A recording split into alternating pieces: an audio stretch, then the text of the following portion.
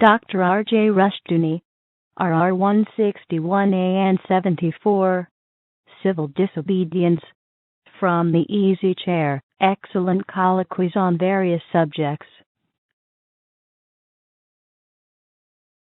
This is R.J. Rushdoony, Easy Chair number 180, October 12, 1988.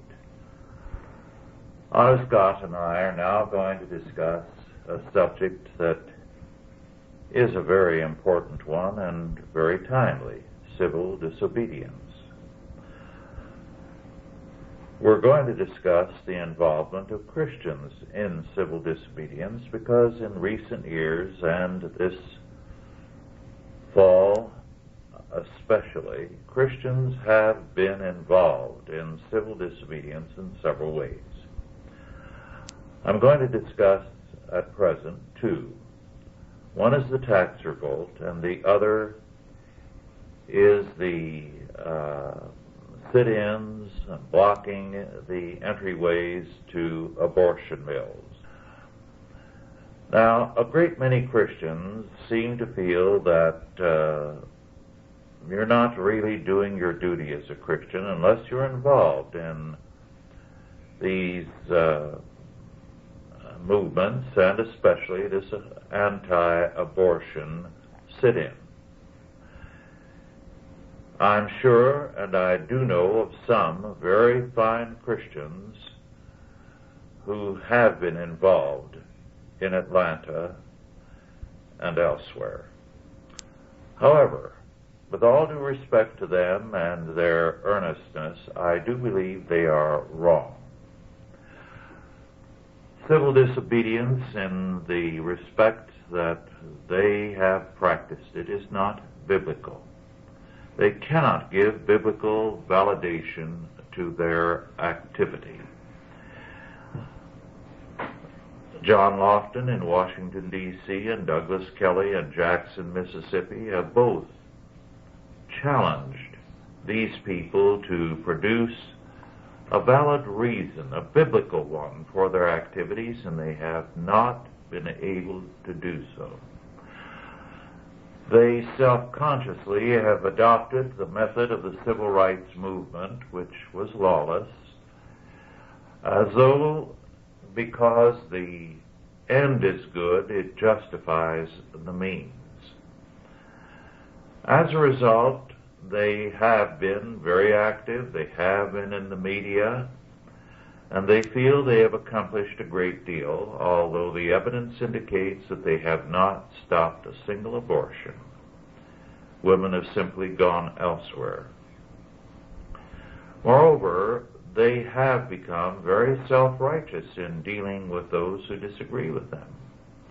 For example, Dr. Stanley of the Southern Baptist Convention issued a statement, carefully reasoned and biblical without calling names, in which he questioned the whole movement in Atlanta and declared that there was no biblically valid ground for it. The leaders proceeded to question his Christian faith and to indicate that somehow Dr. Stanley was a very bad Christian and was serving the devil.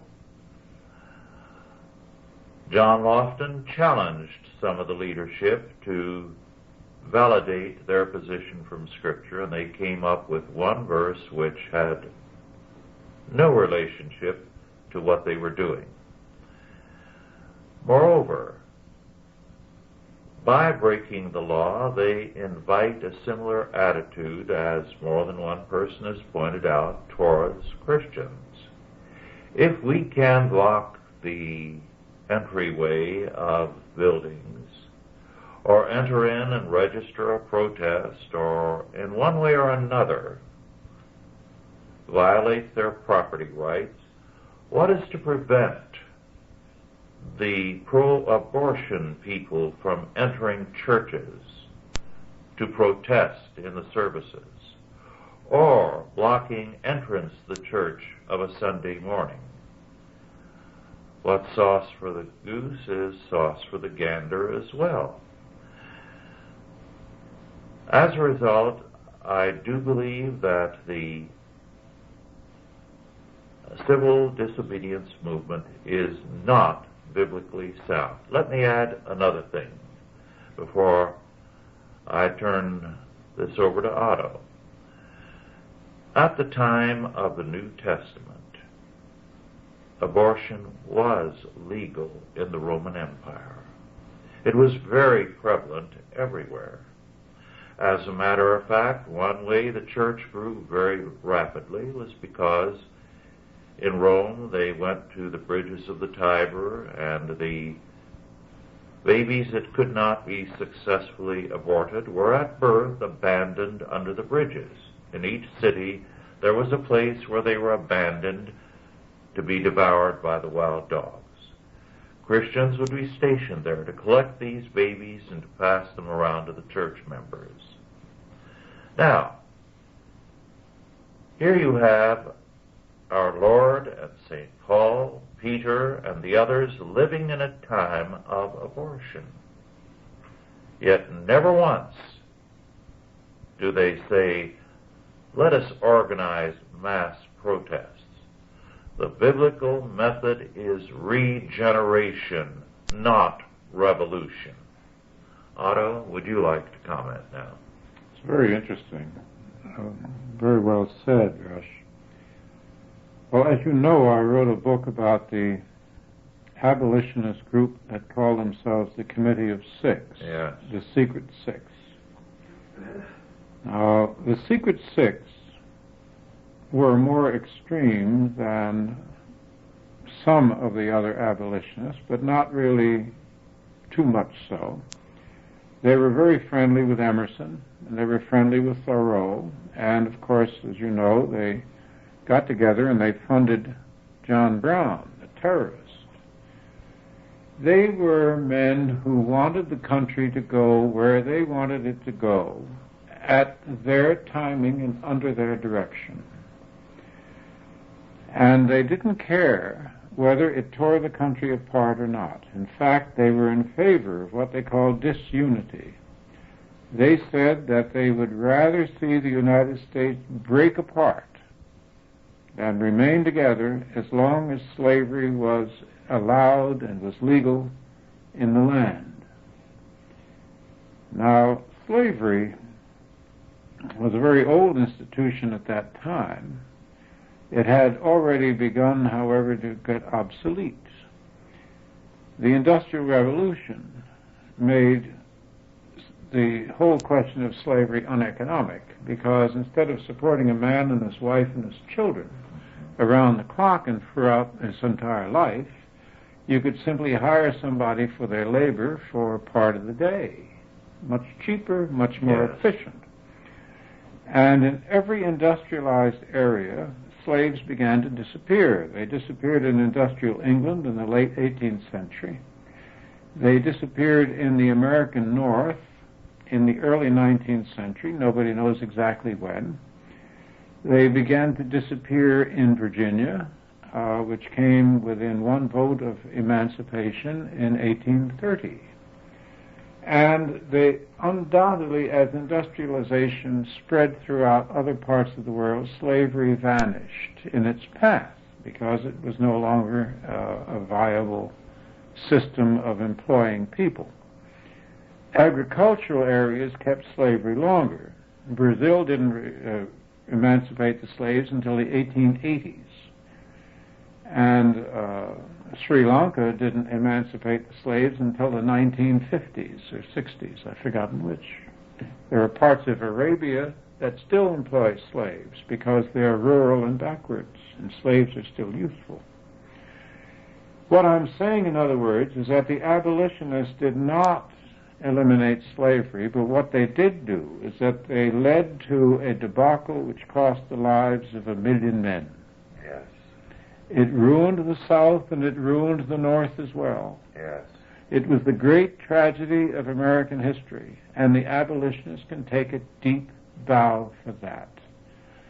Now, the civil rights movement, which came along more recently, was an effort to revive the abolitionist pattern and the Reconstruction. The civil rights movement here in the United States required very little courage. And I say that despite the murder of those 3 young men who went down to, I think it was Alabama. That was the only case of that sort that occurred, and that was in a rural backwater. The civil rights people had the whole power and majesty of the American government, the American Army, the American Department of Justice, the President of the United States, the people on the courts, the newspapers and churches and everyone else with them. It required about as much courage as it does to go up on the stage in the movie theater and get a gold cup. Yes. And a great many mock heroes emerged. That's a good term for them, mock heroes. Now, it's very easy, and I say this because I've been through some Union wars when I was a merchant seaman. A demonstration is not a hard thing to get going. You can get a lynch crowd going on almost any subject at any time. The object is really to change a disgusting and degrading system. In this case, abortion. The rule that the Supreme Court enacted or put down that an abortion was legal, based upon a case in which a woman perjured herself, as we now know, and supported by the strange idea that a woman has the right to destroy her own child. I mean, if you can destroy your own child, well, where do we stop? Can you destroy someone else's child? Well, the doctors are doing that. Has created an industry that now sells body parts for various uses, has made multimillionaires out of medical men who are destroying life. And yet this industry is not spotlighted. It is not described. It is not used as the basis for a campaign. We're not following the doctors who make the money. What we're doing is something out in public. We have the idea, it's a late idea, and it comes from the left. There's a great myth about left-wing revolutions. The myth is that the revolutions are mounted from the bottom, but they're not. No. They're mounted from the top, and the top directs the bottom. Yes. And tells the bottom to put on a demonstration, to coincide with something that the men on the top are planning to do. But the abortion movement lacks the men at the top. Yes. Lenin and Trotsky were financed by the German High Command. Without that financing, there never would have been a Russian Revolution. Well, one of the things that I feel very strongly about, too, is the fact that you talk to some of these people, and there are a great many out there who have only one answer to our problems, and that's violence. There's scarcely a meeting where there isn't somebody who, if you talk about problems we face of church and state, or the problems of growing big government, who does not get up and say, don't you think it's time we get our guns and do something about this? They're idiots. And my answer is, that's the remedy of fools. What have you done with regard to tithing to the Lord and towards Christian reconstruction? What have you done with regard to voting? What have you done about supporting the right kind of candidate? The candidates on our side don't get any financing, so we deserve to lose. And with regard to abortion, even Blackmun has indicated that if it came to a vote now on the Supreme Court, abortion would lose. Well, yes. And where are the men who are providing the money to take a case to court It would take $500,000 to $750,000 to start in a local court and get it up to the U.S. Supreme Court. But they're not doing it. I'm sure that in the cost of traveling to Atlanta, all the people who've gone there, from Washington State, from Oregon, from California, from all over the United States, have spent enough money to fight a case on abortion to the Supreme Court and overturn it. Yes, but they wouldn't exhibit to others their courage. They wouldn't come home acting like Mother Teresa or Father Teresa, as John Lofton and I were saying. Well, they get a glow from having gone there and done something. What have you done? Well, yes. But the thing is that abortion was made legal by a stroke of the pen. And another stroke of the pen can make it illegal. Yes. Lincoln, who was deeply embarrassed by John Brown's raid on Harper's Ferry because it was supported by the party that he represented, the party that later nominated him and sent him into the presidency, the most radical party in the country, the Abolitionist Party, which called itself the Republican Party at that time. When he was confronted with the results of the raid on Harper Ferry, he said, well, it's a very strange happening. He said, we have here men of one race killing each other over men of another race who are not fighting at all. And he said, they said, well, what about the Dred Scott decision? He said, well, the Supreme Court has been wrong before and undoubtedly will be wrong again. And he said, we expect in due course that they will come to their senses. Yeah. You know, there's an ironic sidelight on that whole era. Slavery was not profitable. You used a slave for about half the year at the most, and even then it was not on a steady day-by-day basis. If you're growing cotton, you don't have work in the cotton field every day of the year. Only a limited number of days when you plant and then when you're harvesting. So the slaves would be leased to foremen in the cities, contractors, for example, to be carpenters or bricklayers or whatever the case might be. During the war, the slaves were earning about twice as much as Confederate soldiers and Union soldiers. Oh. So you were paid worse and risked your life. Well, since soldiers were stopped from looting, it's been a very poorly paid profession. They haven't stopped, Otto. Well, at least officially. Officially, yes. But the whole business here is that the argument is an intellectual argument. Mm-hmm. It has a physical effect. Lives are involved. Our population is involved. I remarked, I think, to you before privately that all this nonsense about the economic soundness of the Social Security system is rather strange because we've aborted so far 25 million people who would have grown up and in a period of 20 to 30 years would have spawned, if we can use that word, another 40 million. There would be plenty of young people in the year 2040 to take care of the old age pensioners of the time, but there's not going to be enough young workers to support the old people if we kill all the young. Yes.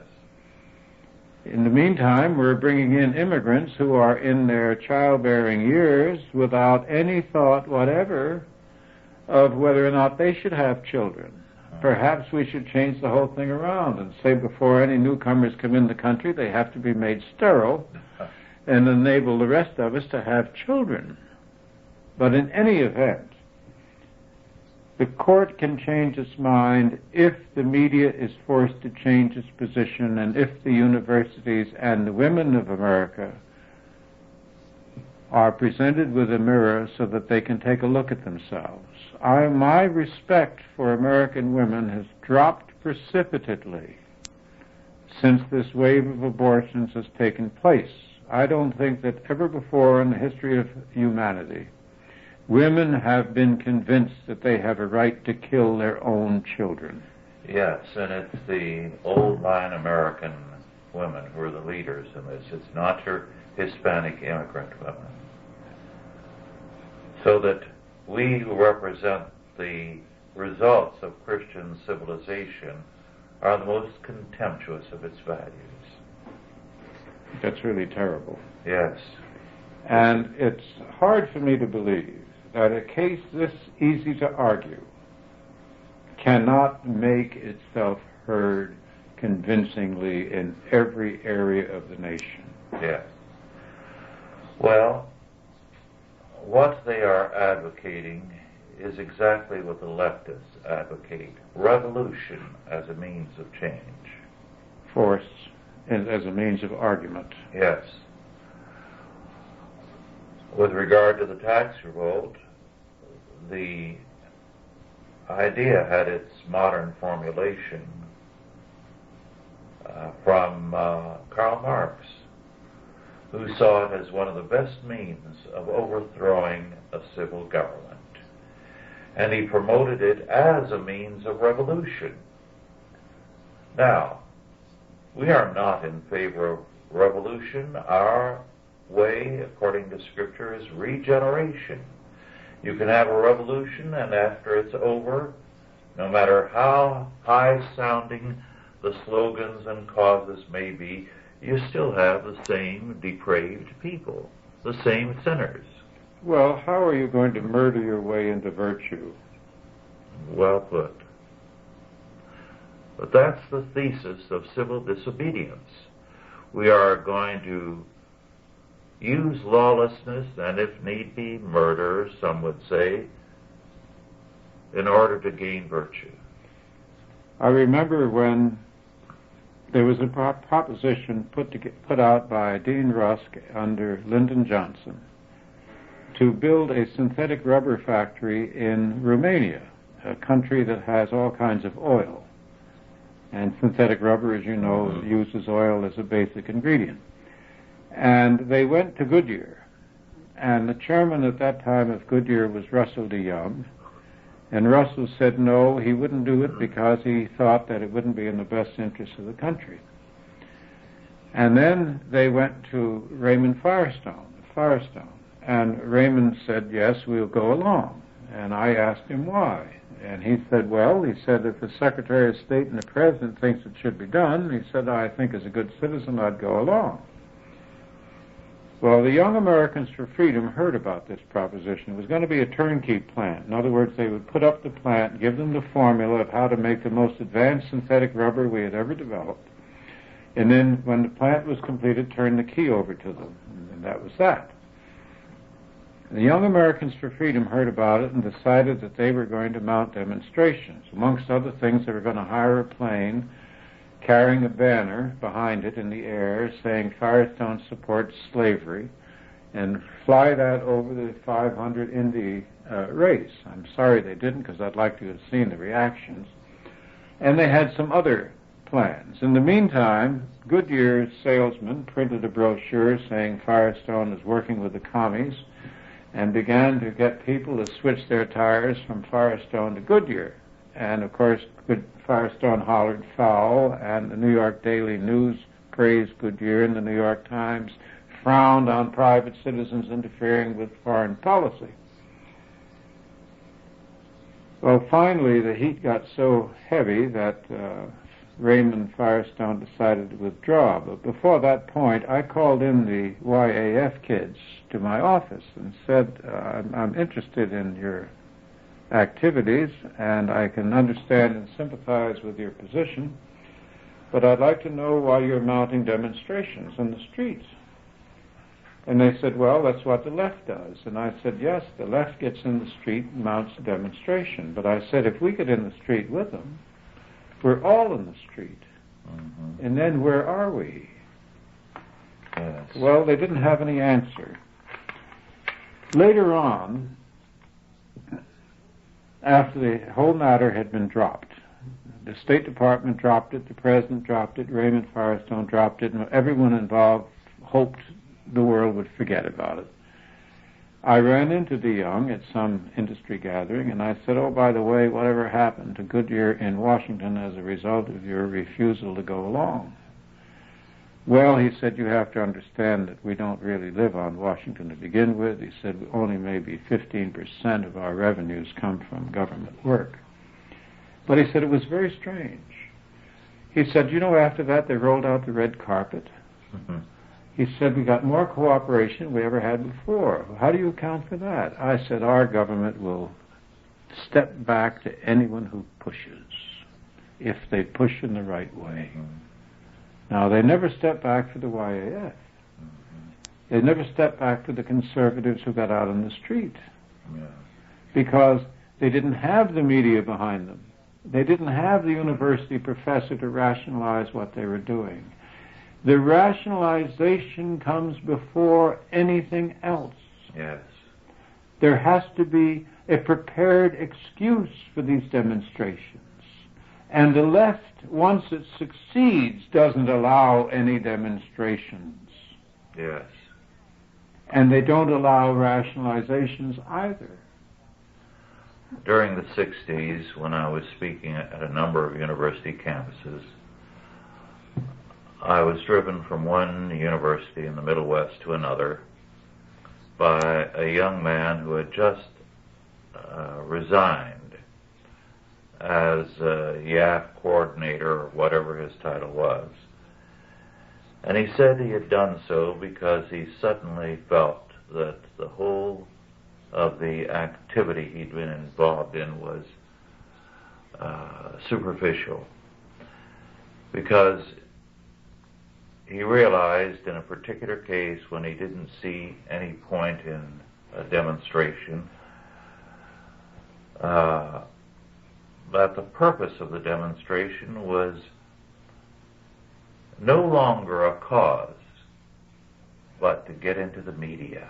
Well, now, does the media govern this country? It has an influence on the country, yes. Politicians listen to the media, yes. I don't know if the 25 million abortions represent 25 million women. Some women may have had more than one abortion. And I don't know how they feel about it. I think it would leave a deep regret. Yes. It's an emotional thing, and it's not a pleasant experience. And then we have, on the other side of the fence, we have the situation of the men, who, in the case of legalized abortion, seem to be treated more or less as random seed sowers, totally unimportant in the whole situation. I understand that one or two men have gone to court in an attempt to say that men parents have equal rights over an abortion decision, and so far the lower courts have dismissed it as just not to be considered. Well, then, if men have no responsibility for abortion, what responsibilities do they have? I understand that even under the insurance laws now, if a pregnant woman is injured in an automobile accident and loses her child, the guilty party in the accident has to pay compensation. So we have here all these contradictions, that for purposes of injury, a pregnant child is a human being. But for purposes of abortion, a pregnant child is a thing. The language, of course, is very revealing. Fetus. Yes. It's like sibling. The social worker's language seems to be singularly unsocial. It is language intended to depersonalize man, to reduce him to the animal level, so that the language is always non-personal. You don't call attention to someone as an individual, a person, someone with a uniqueness. Yes. I mean, we know now that when the sperm meets the ova, there is a diagram for the entire person. Yes. So at what point should we say that the diagram does not exist? Yes. Scientifically, the minute life begins, according to the biologists, the seed contains the blueprint for the tree. Well, since John Dewey, we have been in the process of depersonalizing man, and it is now far gone, so that the life of an unborn baby is meaningless. One of our problems in the question of civil disobedience is that too many people equate this with Christian action. They feel they have to do something without any regard to the fact that what they do should be biblical, or they should not do it at all. They fail to realize that there is so much that can be done. I began earlier by discussing what the early church did with the aborted babies. They dealt with the problem realistically, and they gave a future to those children. They did not rail against abortion endlessly because they knew they were living in a pagan world. They were dealing with pagan peoples. To expect ungodly men to live in terms of godly standards and to behave like good Christians is ridiculous. And I'm afraid that's at the heart of the problem with many of these people. They seem to think that if they can only get some laws passed, they're going to make the federal government behave as it did in 1800, or by getting some people out in the streets, they're going to change the ungodly and make them suddenly into good Sunday school children. And there's an incredible delusion here. They have no knowledge of original sin. And I think this is one of the evils, Otto, of an Arminian perspective within the church. Sin is not taken seriously. They seem to feel that all you have to do is to reason with them and they're going to be all right. No, it isn't reason.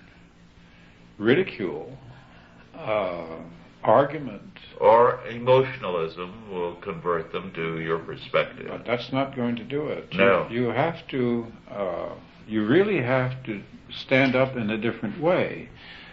We had this brief discussion in Los Angeles after the showing down there, where I said you can mount arguments in court, and the man said, "Well, the courts are against us." I said the courts were against the Chicago 7 too, but they mounted their arguments notwithstanding, and they mounted them in a court.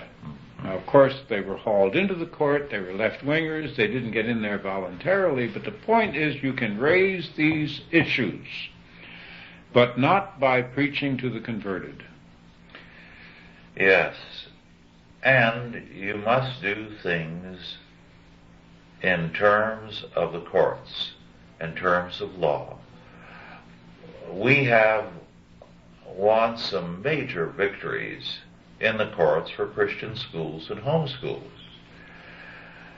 And the direct action people have accomplished nothing,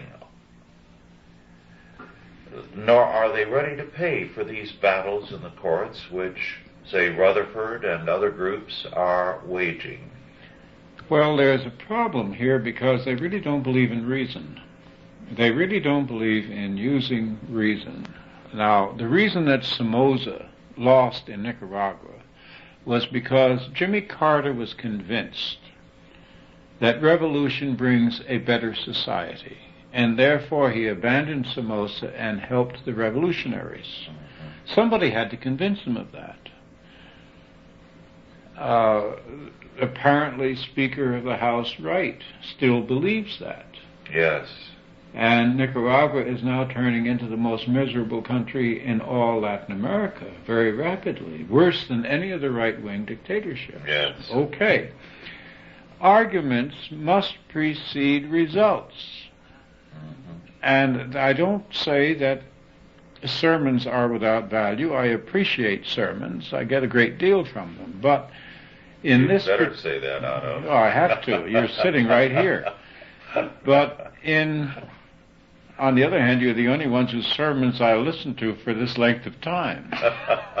So I can be sermoned out too.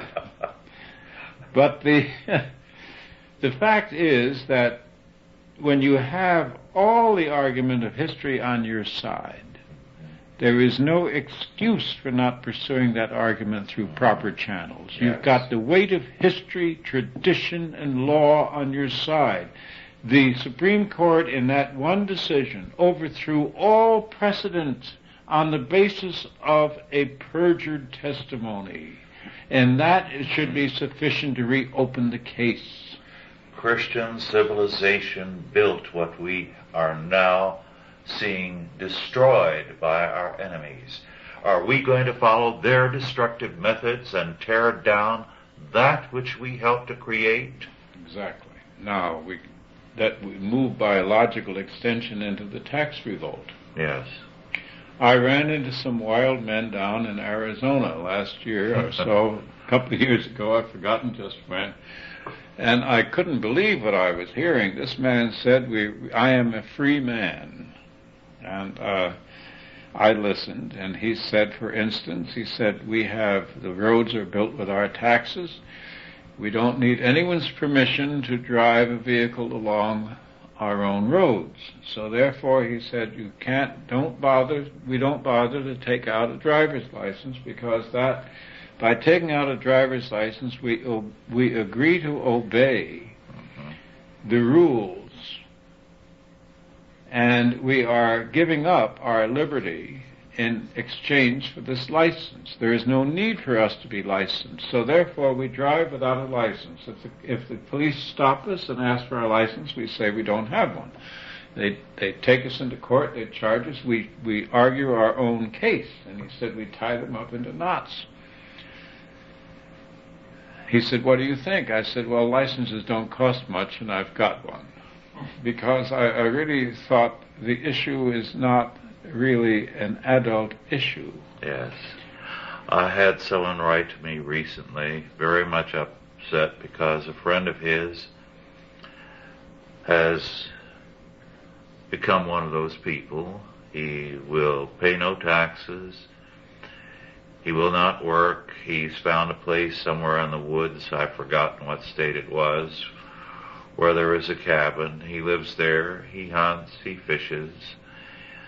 He refuses to believe in any kind of license, including a marriage license and so on. And he proudly tells all his friends, and apparently he's visiting them all the time, that he is a free man. And I said, he's not a free man. He's a dropout. He's become worthless to God and to man. And if he thinks he represents something to emulate, he's very wrong. He's a dropout and a fool. And we're not summoned to be dropouts in this world. Logic is useful. It's a useful system of thought and argument, but logic and life are only remotely connected. You simply cannot set yourself apart from the rules of society. You have to do something about a trivial governing class such as our own. We have to do something about the proliferation of regulations which are being enacted without law, without constitutional authority. But the way to do it isn't to hide in the woods, nor is it to throw your body in front of the door of a clinic. No. That's to shirk the real hard work. Yes. Working to educate them, working to convert them. That they don't want to do. Well, they don't know how. To a great extent, I think this is something like discussing young people who don't know a legal way to earn an honest living, and they steal. People who don't understand how our society moves, or how any society moves. who don't understand how campaigns are mounted and won, who don't understand the slightest thing about public relations or political relations, and who have swallowed wholesale the arguments of the left, that it was all done through spontaneous demonstrations of the people, when, as a matter of fact, it was done by infiltration into the intellectual interstices of the society first. You know that I keep running into Christians who haven't read the most important books of our time, and not unknown books, books that have been written about and reviewed and sold and that dominate the intellectual thought today. But I think there's another factor, Otto. I think you're too kindly there is an extensive body of opinion out there which takes itself very, very seriously. And it is this, and I encounter it in both Catholics and Protestants. Their attitude is that you're not really a Christian unless you come out with all your fervor against the other side. And unless you oppose the Pope, or unless you oppose the dirty Protestants, or unless you oppose this or that group. And they insist, in fact, they seek me out very often, or write to me and say, we are a compromising group. Really? Because we're not insulting everybody in sight. And I have one answer to them. Have you ever won a person over to your side by spitting in his face? Now, that mentality of proving that you're really gung-ho for what you believe, whether it's a body of political or economic ideas or a body of theological ideas, proving it by spitting in other people's face is very, very commonplace. And it's idiocy. It's moral idiocy. Well, it's a growing fashion. We're inundated with sadistic movies. We're inundated with mean-spirited humor, end quote. We're inundated with the argument that the flip answer by a young person to an older person is going to make him seem smart, and I often wonder how many of them go around without being kicked in the ass. And this is a growing disability of the Americans. It's one of the reasons we're losing popularity around the world. I've sat in movie theaters in South America and watched American films and heard the audience hiss and come out disgusted. They think this is the way we are. Yes. And of course the people that follow this business that you're talking about, to be anti is to prove that you're pro, are falling into that pattern. I read a letter to a magazine or newspaper recently by a foreign student, and I encountered on a recent trip a foreign student. And in both instances they commented about the same thing.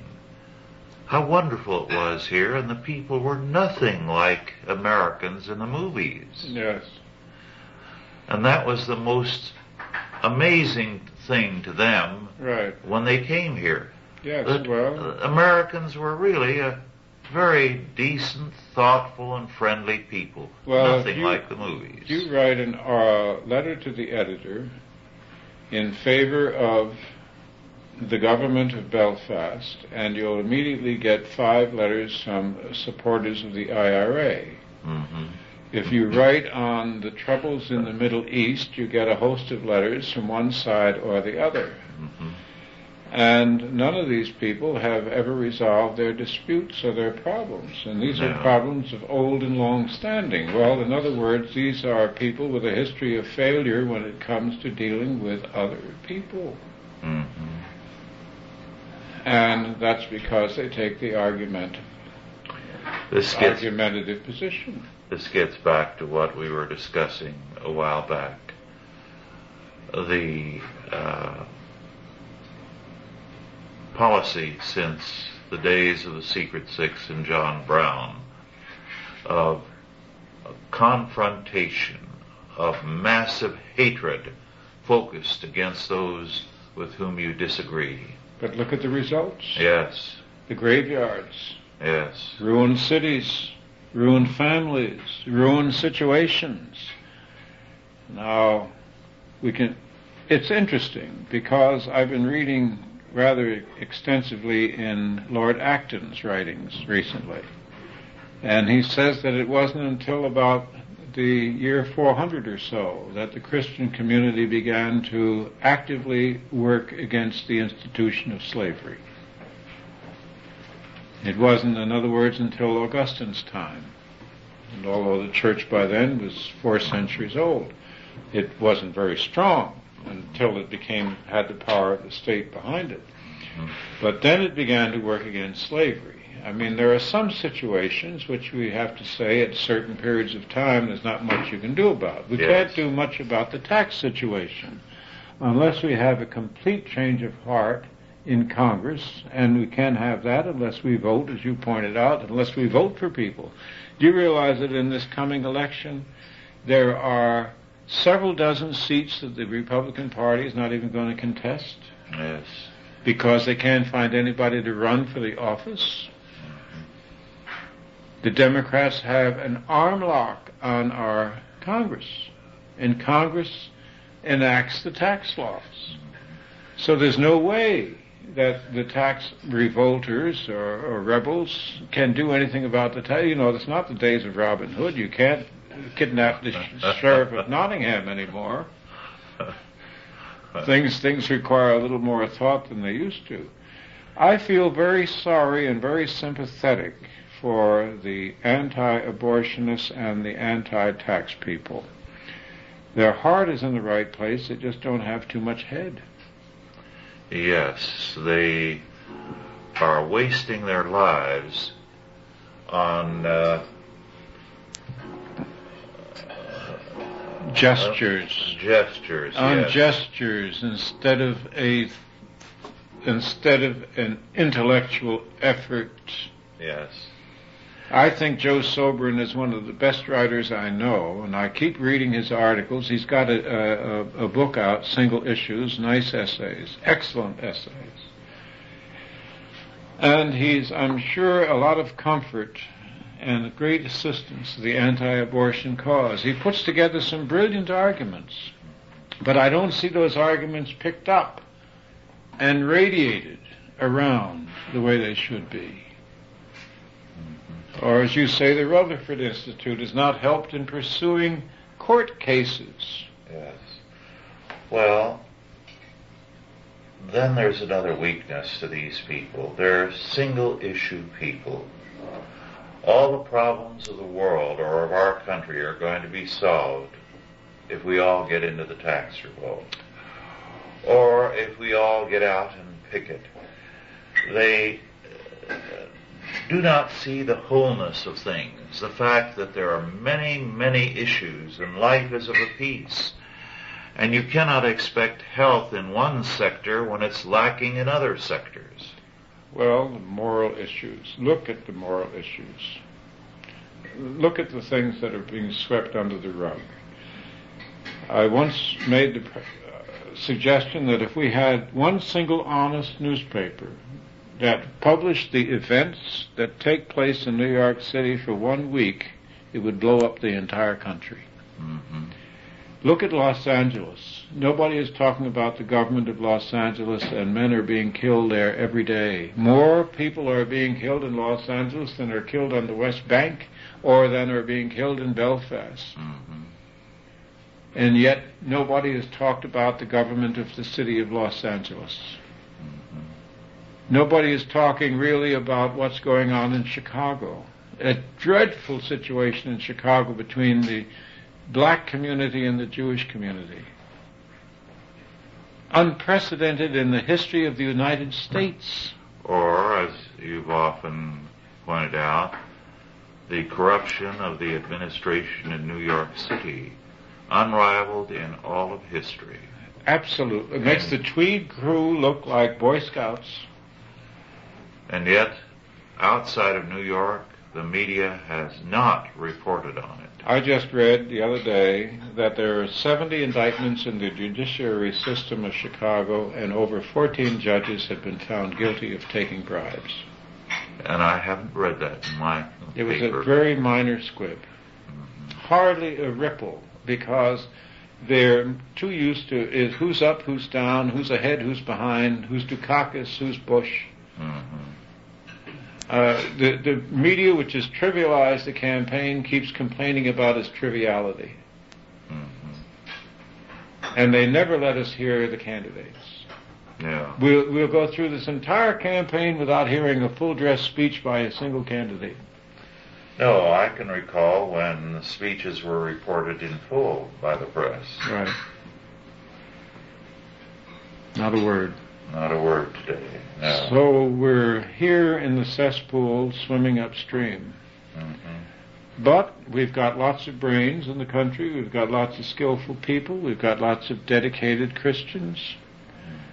I really can't ascribe this loss of coherence. I really can't define how we've lost coherence so thoroughly. Of course, one reason I think is probably on the religious side is that the pro-abortion people have more clergymen banked up in favor of abortion than those against it. And I often wonder why somebody doesn't run an ad showing the Orthodox rabbis against abortion and the Catholics in the center and the Protestants on the other side. Yes. Because they keep saying this is a Catholic issue, and it isn't. Or we could add a fourth panel and just have a completely secular individual who is against abortion. There are millions of them. Well, we want to repeat the work of the Secret Six and John Brown. Confrontation that leads to destructive activity. Leads to a debacle. Yes. Every woman who wants a child is against abortion. There's an awful lot of them. Yes. Nobody's ever collected that. That was one thing I thought Bush said very well in his nominating speech. He said adoption, not abortion. Yes. Yes. Well, civil disobedience doesn't stop. But it isn't civil. It's uncivil. Uncivil disobedience, yes. If you feel that you can break the law when you choose, you begin, say, with the tax revolt, or you begin with abortion. But what's to stop you there? You have said that you now have the freedom to decide what you can dissent with where the law is concerned. Now, God tells us we ought to obey Him rather than men. But He doesn't say these are to be in the things that concern our income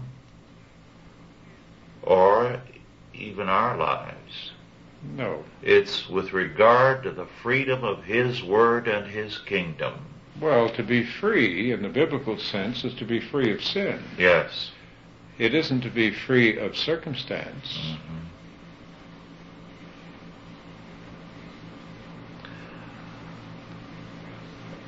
That's not possible in this world.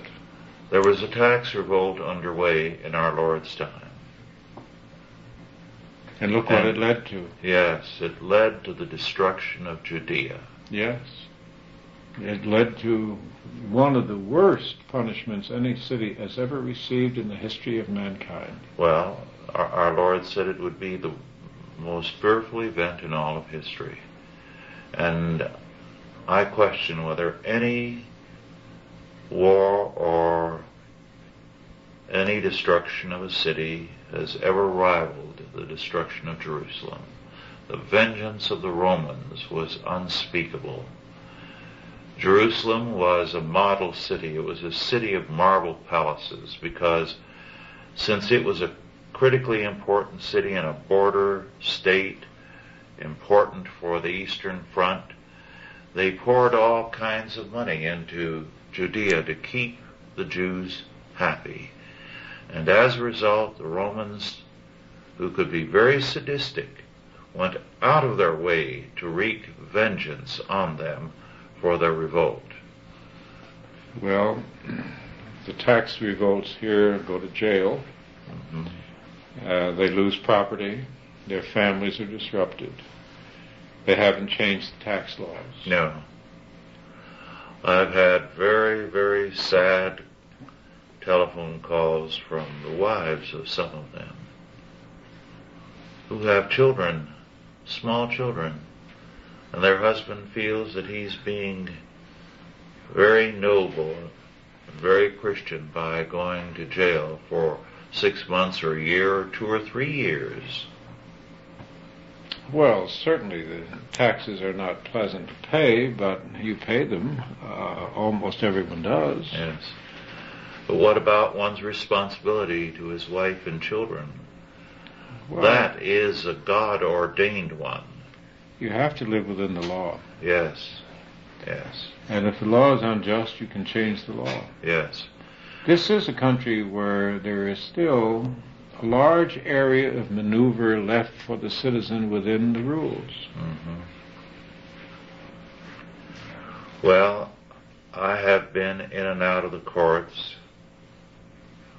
for some years now, involved with church and state cases defending parents, homeschools, Christian schools, and churches. We've lost some cases, but we have made progress. In more than a few states, we have gained a great deal of freedom. And to me, that's the only way to do it. Here a little, there a little. And the biggest problem that we have faced, that is the attorneys and those of us who are concerned about the church and state battle, is that too many of the people on our side want everything all at once, as though you're going to win a war in one battle.